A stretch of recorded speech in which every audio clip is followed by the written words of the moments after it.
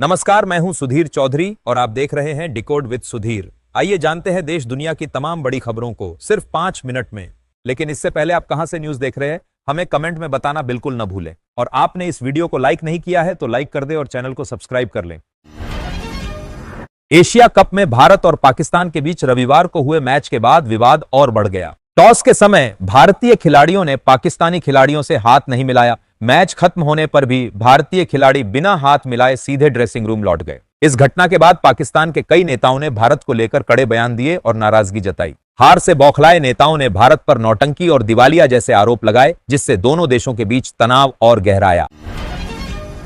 केंद्रीय कृषि मंत्री शिवराज सिंह चौहान ने कहा कि भारत को दुनिया की फूड बास्केट बनाने की दिशा में तेजी से काम हो रहा है। उन्होंने आश्वासन दिया कि देश में खाद्यान्न, फल और सब्जियों की कोई कमी नहीं होगी। सरकार आधुनिक तकनीक, सिंचाई योजनाओं और कृषि सुधारों के जरिए उत्पादन बढ़ाने की दिशा में कार्य कर रही है। चौहान ने किसानों की आय दोगुनी करने और निर्यात क्षमता को बढ़ाने पर भी जोर दिया। उन्होंने युवाओं को कृषि क्षेत्र में नवाचार के लिए प्रोत्साहित किया।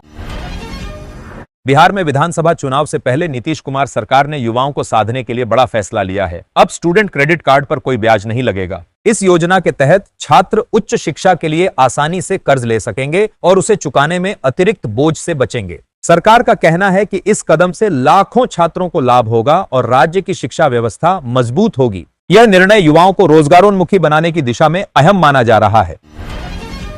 प्रधानमंत्री नरेंद्र मोदी के 75वें जन्मदिन को भारतीय जनता पार्टी विशेष तरीके से मनाने की तैयारी कर रही है। भाजपा ने इस अवसर पर 2 सप्ताह का सेवा पखवाड़ा चलाने का ऐलान किया है। इसके तहत देश भर में स्वास्थ्य शिविर, पर्यावरण संरक्षण कार्यक्रम, स्वच्छता अभियान और सामाजिक सेवा कार्य आयोजित किए जाएंगे। पार्टी का उद्देश्य पीएम मोदी के नेतृत्व में हुए विकास कार्यों को जनता तक पहुंचाना और सामाजिक जिम्मेदारी निभाना है। भाजपा कार्यकर्ताओं को इसमें सक्रिय भागीदारी का निर्देश दिया गया है।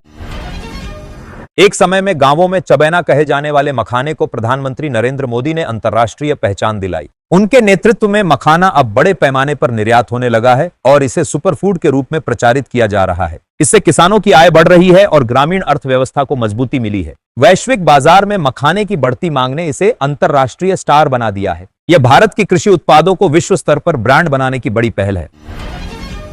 भारतीय राजनीति इस समय ऐसे दौर से गुजर रही है जिसे कई लोग मोदी युग कह रहे हैं। प्रधानमंत्री नरेंद्र मोदी ने केवल राजनीतिक विजय ही नहीं बल्कि सांस्कृतिक पुनर्जागरण की दिशा में भी मजबूत कदम बढ़ाए हैं। उनकी नीतियों और दृष्टि ने राष्ट्र को एक नई पहचान दी है। सामाजिक और सांस्कृतिक मुद्दों को राष्ट्रीय विमर्श में लाकर उन्होंने परंपराओं को आधुनिक विकास से जोड़ा है। यह दौर भारत को आत्मविश्वास और वैश्विक मंच पर नेतृत्व की दिशा में आगे बढ़ा रहा है। प्रधानमंत्री नरेंद्र मोदी 17 सितंबर को मध्य प्रदेश के धार जिले का दौरा करेंगे। इस दौरान वे स्वस्थ नारी सशक्त परिवार अभियान का शुभारंभ करेंगे। अभियान का उद्देश्य महिलाओं और बच्चों के स्वास्थ्य को सुदृढ़ करना है। साथ ही पीएम मित्र पार्क की शुरुआत भी की जाएगी, जिससे औद्योगिक विकास और रोजगार को बढ़ावा मिलेगा। यह कार्यक्रम महिला सशक्तिकरण और आर्थिक प्रगति की दिशा में अहम कदम माना जा रहा है। मोदी का यह दौरा मध्य प्रदेश की विकास योजनाओं को नई ऊर्जा देगा। बीसीसीआई ने मंगलवार को घोषणा की कि टीम इंडिया की नई मुख्य प्रायोजक कंपनी अपोलो टायर्स होगी। यह करार मार्च 2028 तक चलेगा। इस समझौते के तहत अपोलो टायर्स का लोगो भारतीय क्रिकेट टीम की जर्सी पर दिखेगा। इससे पहले भी कई बड़ी कंपनियां टीम इंडिया की प्रायोजक रही हैं। बीसीसीआई का मानना है कि यह साझेदारी भारतीय क्रिकेट के ब्रांड मूल्य को और मजबूत करेगी। वहीं अपोलो टायर्स ने इसे अपने लिए सम्मान और गौरव की बात बताया।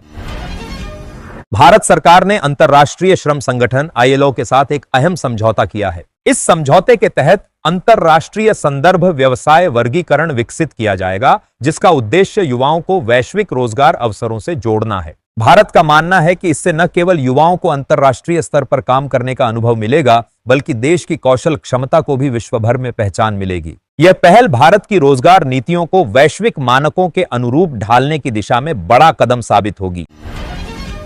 भारत ने जापान को पीछे छोड़कर दुनिया का तीसरा सबसे बड़ा ऑटोमोबाइल बाजार बनने की उपलब्धि हासिल की है। केंद्रीय सड़क परिवहन मंत्री नितिन गडकरी ने यह जानकारी नई दिल्ली में आयोजित सेव इंटरनेशनल 2025 वैल्यू समिट में दी। उन्होंने कहा कि ऑटो सेक्टर में भारत की बढ़ती क्षमता न केवल घरेलू मांग को पूरा कर रही है, बल्कि वैश्विक स्तर पर भी अपनी पकड़ मजबूत कर रही है। यह उपलब्धि देश की अर्थव्यवस्था और औद्योगिक विकास के लिए बड़ा मील का पत्थर है। आप इस न्यूज को दुनिया के किस कोने से देख रहे हैं, कमेंट करके अवश्य बताएं और वीडियो को लाइक करें। आईसीसी महिला वनडे बल्लेबाजी रैंकिंग में भारतीय उपकप्तान स्मृति मंधाना ने फिर से पहला स्थान हासिल कर लिया है। महिला विश्व कप 2025 से पहले यह उपलब्धि टीम इंडिया के लिए बड़ी खुशखबरी है। मंधाना का लगातार शानदार प्रदर्शन उनकी बल्लेबाजी क्षमता और स्थिरता को दर्शाता है। क्रिकेट विशेषज्ञों का मानना है कि उनका यह फॉर्म भारत के अभियान को मजबूत बनाएगा। उनकी इस सफलता से महिला क्रिकेट को नई पहचान मिल रही है और युवा खिलाड़ियों को प्रेरणा भी मिल रही है। भारत की अर्थव्यवस्था ने एक बार फिर नई ऊंचाई हासिल की है। टैरिफ और अन्य बाधाएं भी इसकी गति को रोक नहीं पाईं। विश्लेषकों के अनुसार आर्थिक सुधारों, निवेश में वृद्धि और उत्पादन क्षमता के विस्तार ने देश को वैश्विक स्तर पर मजबूती दी है। इस विकास ने न केवल भारतीय उद्योगों को नई दिशा दी है, बल्कि अंतर्राष्ट्रीय निवेशकों का भरोसा भी जीता है। यह प्रगति आने वाले समय में भारत को दुनिया की सबसे तेजी से बढ़ती अर्थव्यवस्था बनाए रखने में सहायक होगी। मदर डेयरी ने उपभोक्ताओं को राहत देते हुए दूध की कीमतों में प्रति लीटर 2 रुपए की कटौती की घोषणा की है। यह नई कीमतें 22 सितंबर से लागू होंगी। दूध की महंगाई से जूझ रहे आम परिवारों के लिए यह फैसला बड़ी राहत लेकर आया है। कंपनी ने बताया कि लागत में सुधार और स्थिर आपूर्ति की वजह से यह निर्णय लिया गया। विशेषज्ञों का कहना है कि इस कदम से महंगाई पर आंशिक नियंत्रण में मदद मिलेगी और उपभोक्ताओं का बोझ कम होगा। फोन पे के इंडस ऐप स्टोर ने बड़ी उपलब्धि हासिल करते हुए 10 करोड़ डिवाइस तक पहुंच बना ली है। यह भारत का अपना एंड्रॉयड ऐप मार्केटप्लेस है, जिसे गूगल प्ले स्टोर के विकल्प के रूप में देखा जा रहा है। कंपनी का कहना है कि यह उपलब्धि भारतीय डेवलपर्स को अधिक अवसर प्रदान करेगी और डिजिटल आत्मनिर्भरता की दिशा में अहम कदम है। इंडस ऐप स्टोर पर उपयोगकर्ताओं को स्थानीय और वैश्विक दोनों तरह के ऐप्स उपलब्ध कराए जा रहे हैं। यह डिजिटल इंडिया की ताकत को और बढ़ाता है।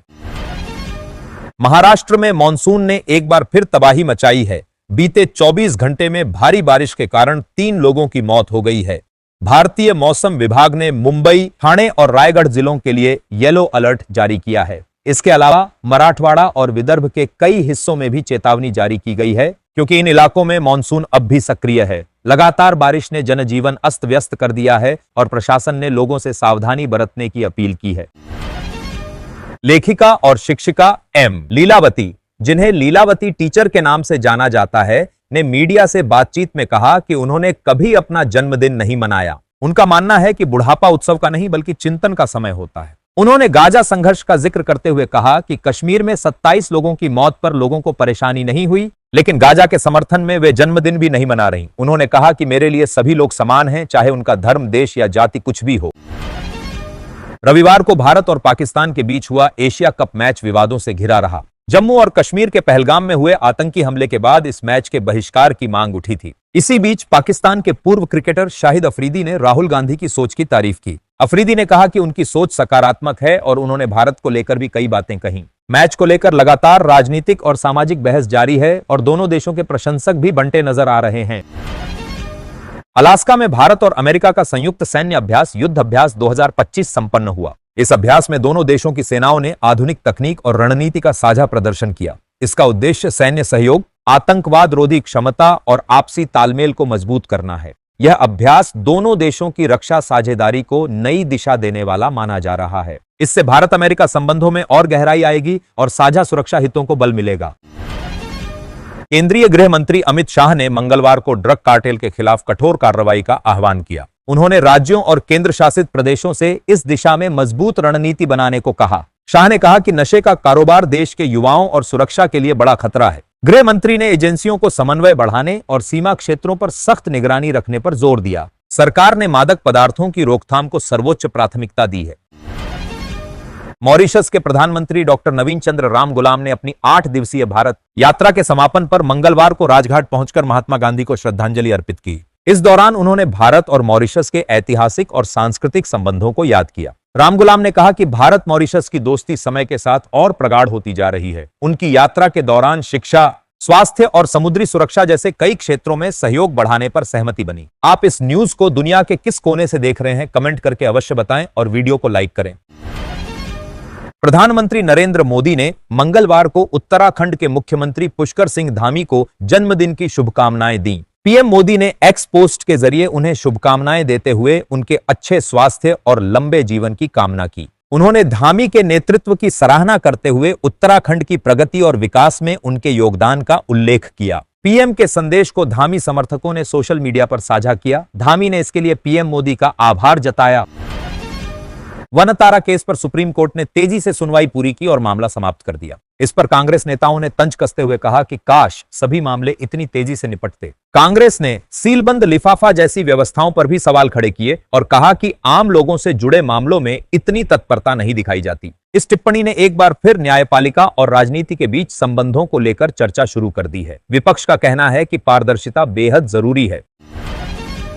केंद्रीय एजेंसियों के अनुसार भारत सरकार लगभग 16,000 विदेशी नागरिकों को देश से निकालने की तैयारी कर रही है। इनमें बांग्लादेश और नाइजीरिया सहित कई देशों के लोग शामिल बताए जा रहे हैं। हाल के वर्षों में विदेशी नागरिकों की संलिप्तता मादक पदार्थों की तस्करी में बढ़ोतरी दर्ज हुई है। खासकर महानगरों और तटीय राज्यों में इनकी सक्रियता के सबूत मिले हैं। सरकार का मानना है कि इस कदम से अपराध पर रोक लगेगी और राष्ट्रीय सुरक्षा मजबूत होगी। टीएमसी सांसद डेरेक ओब्रायन ने सुप्रीम कोर्ट के हालिया वक्फ से जुड़े फैसले पर कड़ी प्रतिक्रिया दी है। उन्होंने अपने ब्लॉग पोस्ट में लिखा कि केंद्र सरकार के लिए यह सप्ताह एक और काला सोमवार साबित हुआ। शीर्ष अदालत ने वक्फ अधिनियम 2025 के 2 विवादास्पद प्रावधानों पर रोक लगा दी है। सांसद ने कहा कि सरकार को अब गंभीर सवालों का जवाब देना होगा। इस फैसले ने राजनीतिक बहस को और तेज कर दिया है। मुंबई के संजय गांधी राष्ट्रीय उद्यान में लंबे समय से काम कर रहे 22 मजदूरों को लेकर बॉम्बे हाई कोर्ट ने बड़ा फैसला सुनाया है। अदालत ने कहा कि पद स्वीकृत हो या न हो, जो कर्मचारी लगातार 22 साल से काम कर रहे हैं उन्हें स्थायी किया जाना चाहिए। पहले औद्योगिक न्यायालय ने उनकी स्थायी नौकरी की मांग खारिज कर दी थी, लेकिन अब हाई कोर्ट ने मजदूरों के पक्ष में निर्णय दिया है। यह फैसला अस्थायी कर्मचारियों के लिए मिसाल बन सकता है। नुपुर बोरा असम की एसीएस अधिकारी हैं, जिनका जन्म 31 मार्च 1989 को गोलाघाट जिले में हुआ था। उन्होंने साल 2019 में सेवा शुरू की और वर्तमान में कामरूप जिले के गोरोईमडी में सर्किल ऑफिसर के पद पर थीं। गुवाहाटी यूनिवर्सिटी से अंग्रेजी साहित्य में स्नातक की पढ़ाई करने वाली नुपुर बोरा पर बीते 6 साल में कई बड़े घोटाले करने के आरोप लगे हैं। हाल ही में उनके घर से करोड़ों रुपए नकद बरामद होने से मामला चर्चा में आ गया है। मेघालय में राजनीतिक घटनाक्रम तेजी से बदल रहा है। मंत्रिमंडल में फेरबदल से पहले ही 8 मंत्रियों ने अपने पद से इस्तीफा दे दिया है। इससे नए चेहरों के लिए रास्ता साफ हो गया है। मंगलवार को नए मंत्रियों को शपथ दिलाई जाएगी। इस घटनाक्रम से प्रदेश की राजनीति में हलचल मच गई है। राजनीतिक विश्लेषकों का मानना है कि सरकार के इस कदम का असर आगामी चुनावों और सत्ता संतुलन पर भी देखने को मिल सकता है। मालेगांव विस्फोट मामले में बॉम्बे हाई कोर्ट ने महत्वपूर्ण टिप्पणी की है। अदालत ने कहा कि हर कोई बरी किए जाने के खिलाफ अपील दायर नहीं कर सकता। पिछले हफ्ते दाखिल की गई अपील में कहा गया था कि दोषपूर्ण जांच या खामियों के आधार पर आरोपी बरी नहीं किए जा सकते। साथ ही यह दलील भी दी गई थी कि साजिश गुप्त रूप से रची गई थी, इसलिए ठोस प्रमाण नहीं मिल सकते। अदालत का यह फैसला कानूनी दृष्टि से अहम माना जा रहा है। एशिया कप में पाकिस्तान पर भारत की जीत के बाद असदुद्दीन ओवैसी ने तीखा रुख अपनाया। उन्होंने कहा कि हमारी बेटियों को विधवा बनाने वालों के साथ बैठकर क्रिकेट खेलना और उसी से जीत का पैमाना बनाना सही नहीं कहा जा सकता। ओवैसी ने मैच से जुड़ी खुशी और खेल के उत्साह के बीच मानवीय और नैतिक पहलुओं पर जोर दिया। उन्होंने यह भी कहा कि खेल भले ही उत्साह बढ़ाए, पर असल मुद्दों और हिंसा से जुड़े अपराधों पर भी समाज को संवेदनशील बने रहना चाहिए। आप इस न्यूज को दुनिया के किस कोने से देख रहे हैं, कमेंट करके अवश्य बताएं और वीडियो को लाइक करें। असम के मुख्यमंत्री हिमंत बिस्वा शर्मा ने पाकिस्तान यात्रा को लेकर सख्त रुख अपनाया है। उनके अनुसार जो कोई भी पाकिस्तान जाता है उसे केंद्र सरकार को बताना होगा कि वह वहां कितने समय तक रहा, किससे मिला, किन लोगों के साथ तस्वीरें लीं और किसके घर गया, इन सब बातों की जानकारी देना आवश्यक होगी। मुख्यमंत्री ने कहा कि बिना जानकारी साझा किए विदेश यात्रा करने वाले लोग भविष्य में काले मक का सामना कर सकते हैं और इसलिए पारदर्शिता अनिवार्य होनी चाहिए। यह बयान सुरक्षा और निगरानी के दृष्टिकोण से दिया गया है। ब्रेंडन लिंच की भारत यात्रा को लेकर दोनों देशों में उम्मीदें बढ़ी हुई हैं। यह बातचीत इसलिए खास है क्योंकि इसी के आधार पर तय होगा कि वाणिज्य एवं उद्योग मंत्री पीयूष गोयल अमेरिकी व्यापार प्रतिनिधि जेमिसन ग्रीर से वॉशिंगटन में अगली वार्ता करेंगे या नहीं। भारत और अमेरिका के बीच व्यापार संबंध पिछले कुछ समय से उतार चढ़ाव भरे रहे हैं, इसलिए मौजूदा चर्चा से द्विपक्षीय रिश्तों में नई ऊर्जा आने की संभावना जताई जा रही है। इसे रणनीतिक दृष्टि से भी अहम माना जा रहा है।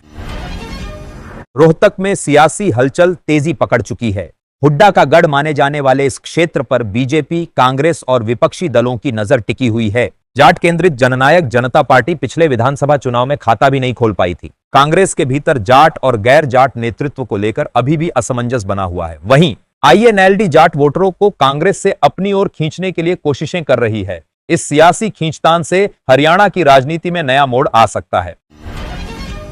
जम्मू कश्मीर में व्यापारी परेशान हैं क्योंकि हाईवे पर 5000 से ज्यादा ट्रक खड़े हैं। यह स्थिति खराब प्रबंधन के चलते बनी है। मुख्यमंत्री उमर अब्दुल्ला ने भारत सरकार से मांग की है कि हाईवे का नियंत्रण केंद्र शासित प्रदेश सरकार को सौंपा जाए। उनका आरोप है कि भारतीय राष्ट्रीय राजमार्ग प्राधिकरण के अधिकारी इसे ठीक से संभाल नहीं पा रहे हैं। व्यापारियों का कहना है कि ट्रकों के लंबे समय तक खड़े रहने से माल खराब हो रहा है और आर्थिक नुकसान भी बढ़ रहा है। भारत के निर्यात के आंकड़ों में सकारात्मक बदलाव देखा गया है। वाणिज्य मंत्रालय की रिपोर्ट के अनुसार अगस्त में निर्यात में वृद्धि दर्ज की गई, जबकि आयात में गिरावट आई। आयात लगभग 61.6 अरब डॉलर पर आ गया, जो 10.1% की कमी है। वहीं निर्यात पिछले वर्ष अगस्त के 32.9 अरब डॉलर के आधार पर और ऊपर गया। इसके चलते व्यापार घाटा कम हुआ है। जानकारों का कहना है कि ट्रंप प्रशासन की टैरिफ नीतियों का असर अब कमजोर पड़ता दिख रहा है। संसद भवन की सुरक्षा को और मजबूत बनाने के लिए नई योजना तैयार की जा रही है। इसमें 3 स्तरीय सुरक्षा कवच का इंतजाम होगा। इसके तहत पीआईडीएस से लेकर वीएमएस जैसी आधुनिक तकनीकों का इस्तेमाल किया जाएगा। सुरक्षा एजेंसियां लगातार संसद को संभावित खतरों से बचाने की रणनीति पर काम कर रही हैं। नए टेंडर में भी कई प्रावधान जोड़े गए हैं ताकि सुरक्षा व्यवस्था अधिक चाक चौबंद हो सके। यह कदम संसद की कार्यवाही को सुरक्षित माहौल में संपन्न कराने की दिशा में अहम माना जा रहा है। आईएमडी ने मौसम का पूर्वानुमान जारी करते हुए कहा है कि मंगलवार को शहर में आंशिक रूप से बादल छाए रहेंगे। अधिकतम तापमान 35 डिग्री सेल्सियस और न्यूनतम तापमान 24 डिग्री सेल्सियस के आसपास रहने की संभावना है। मॉनसून जाते जाते एक बार फिर झोली खाली नहीं कर रहा और कई इलाकों में जमकर बारिश होने के आसार हैं। मौसम विभाग ने लोगों को सतर्क रहने की सलाह दी है और कुछ जिलों में अलर्ट भी जारी किया गया है। बिहार विधानसभा चुनाव को लेकर राजद और कांग्रेस के बीच सीटों को लेकर खींचतान शुरू हो गई है। कुल 70 सीटों में से 27 सीटें जिताऊ मानी जा रही हैं, जिन पर कांग्रेस की खास नजर है।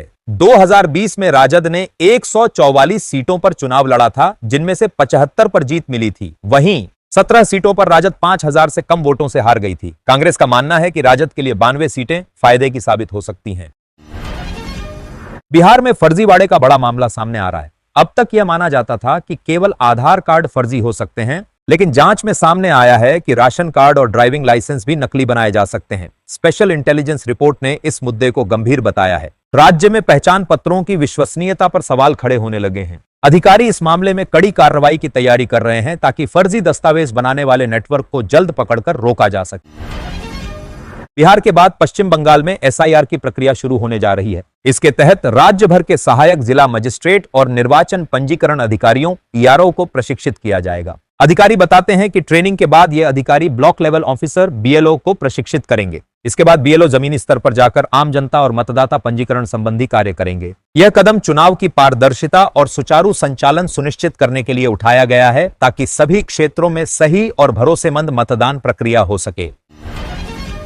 अडानी समूह ने प्रतिबंध लगाने के बाद रूसी तेल से भरे जहाज ने अपना रास्ता बदल लिया। ट्रैकिंग डेटा के अनुसार स्पार्टन नामक प्रतिबंधित सुएज मैक्स टैंकर सोमवार को मुंद्रा पोर्ट के पास लंगर डाले खड़ा था। इस जहाज में लगभग 10 लाख बैरल रूसी कच्चा तेल है। भारत अब इसे अपने देश ला रहा है। इससे भारत की ऊर्जा आपूर्ति को संतुलन मिलेगा और अंतर्राष्ट्रीय तेल बाजार में हुई हलचल का असर कम किया जा सकेगा। आप इस न्यूज को दुनिया के किस कोने से देख रहे हैं, कमेंट करके अवश्य बताएं और वीडियो को लाइक करें। केरल हाई कोर्ट के एक फैसले को चुनौती देते हुए याचिका दायर की गई थी। इस पर चीफ जस्टिस ने टिप्पणी करते हुए कहा कि यदि गलत हाथों में मामला चला गया तो भानुमति का पिटारा खुल सकता है और यह ब्लैकमेल का साधन बन सकता है। सीजेआई ने यह भी कहा कि राजनीतिक दलों को इसका दुरुपयोग नहीं करना चाहिए। न्यायपालिका ने इस मामले में स्पष्ट किया कि कानून और अदालत के निर्णय का उद्देश्य पारदर्शिता और न्याय सुनिश्चित करना है, न कि किसी राजनीतिक हित के लिए उसका इस्तेमाल। उत्तर प्रदेश के वाहन मालिकों के लिए योगी सरकार ने बड़ी राहत की घोषणा की है। सरकार ने पिछले 5 सालों में कटे सभी चालान माफ कर दिए हैं। राज्य में बड़ी संख्या में वाहन चालकों के ई चालान कट चुके थे, लेकिन उन्हें जमा नहीं किया गया था। इस कारण वाहन के परमिट, ट्रांसफर और अन्य कार्यों में कई तरह की परेशानियां आ रही थीं। अब इस फैसले के बाद वाहन मालिक आसानी से अपने वाहन संबंधी काम कर सकेंगे और पुराने चालानों के कारण उत्पन्न बाधाओं से मुक्त हो जाएंगे। मौलाना शहाबुद्दीन रजवी बरेलवी ने सुप्रीम कोर्ट के हालिया फैसले का स्वागत करते हुए उत्तर प्रदेश सुन्नी सेंट्रल वक्फ बोर्ड पर कड़ा हमला बोला है। उन्होंने कहा कि वक्फ बोर्ड भ्रष्टाचार का अड्डा बन चुका है और इसे तत्काल प्रभाव से भंग किया जाना चाहिए। मौलाना ने योगी सरकार से आग्रह किया कि बोर्ड के कार्य और प्रशासनिक ढांचे में सुधार के बजाय इसे पूरी तरह समाप्त किया जाए। उनका मानना है कि इस कदम से वक्फ संपत्तियों का सही प्रबंधन और पारदर्शिता सुनिश्चित की जा सकेगी। ईटी की अनिवार्यता पर रिवीजन दाखिल करने के बाद उत्तर प्रदेश के मुख्यमंत्री योगी आदित्यनाथ के आदेश के चलते बीटीसी शिक्षक संघ ने घोषणा की है कि अब शिक्षक कोई प्रदर्शन या धरना प्रदर्शन नहीं करेंगे। इसके साथ ही सभी कार्यक्रम और आंदोलन रद्द कर दिए गए हैं। शिक्षक संघ ने कहा कि मुख्यमंत्री के आदेश से उनकी मांगों का समाधान हो गया है और अब शिक्षकों को शिक्षा व्यवस्था और छात्रों की पढ़ाई पर ध्यान देने का मौका मिलेगा। यह निर्णय शिक्षण वातावरण को शांत और सकारात्मक बनाए रखने की दिशा में लिया गया है। उत्तर प्रदेश के मुख्यमंत्री योगी आदित्यनाथ ने एक हाई लेवल मीटिंग में जिलों में वस्त्र एवं परिधान पार्क स्थापित करने का निर्णय लिया है। इन पार्कों को संत कबीर के नाम पर स्थापित किया जाएगा। मुख्यमंत्री ने कहा कि इस पहल का उद्देश्य स्थानीय उद्योग और कारीगरों को बढ़ावा देना है। इन पार्कों में वस्त्र और परिधान निर्माण से जुड़े प्रशिक्षण, तकनीकी सहायता और रोजगार के अवसर उपलब्ध होंगे। इससे न केवल स्थानीय अर्थव्यवस्था को बल मिलेगा, बल्कि संत कबीर की याद में सांस्कृतिक और सामाजिक योगदान भी जुड़ेगा। सुप्रीम कोर्ट ने खजुराहो में भगवान विष्णु की मूर्ति पुनः स्थापित कराने की याचिका को खारिज कर दिया। कोर्ट ने याचिकाकर्ता को फटकार लगाते हुए कहा कि यह याचिका जनहित नहीं बल्कि प्रचार हित के उद्देश्य से दाखिल की गई है। साथ ही कोर्ट ने टिप्पणी की कि धार्मिक मान्यताओं और आस्थाओं का दुरुपयोग न्यायिक प्रक्रिया में नहीं होना चाहिए। याचिका में शिवलिंग की पूजा करने और विष्णु प्रतिमा स्थापित कराने की बात कही गई थी, लेकिन अदालत ने इसे अस्वीकार कर दिया।